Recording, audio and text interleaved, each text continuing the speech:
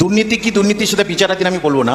তোমার সিপিএম এর সময় 6 বছরে যা রিক্রুটমেন্ট হয়েছে শুধু প্রাইমারিতে 1 বছরই রিক্রুটমেন্ট করেছে মমতা সরকার। হ্যাঁ, স্বাভাবিক, পয়সা খাওয়া থাকলে তো করতেই হবে। আমি একটা কথা বলছি এখানে, as a matter of fact, 97 সালের আগে আমাদের রাজ্যে তো এসএসসি বলে কিছু ছিল না এবং স্বাধীনতার পর থেকেই ছিল না। স্কুলের ম্যানেজিং কমিটি শিক্ষক নিয়োগ করতো।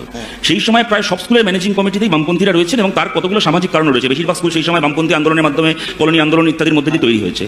একটা সময় যেগুলো এই কামালবাবু বললেন, এইগুলো বামফ্রন্ট সরকারও দেখেছিল যে সিপিএম এর পরিবারের কিছু লোক চাকরি পাওয়ার ক্ষেত্রে বাড়তি সুবিধা পাচ্ছে, এটা ঘটনা।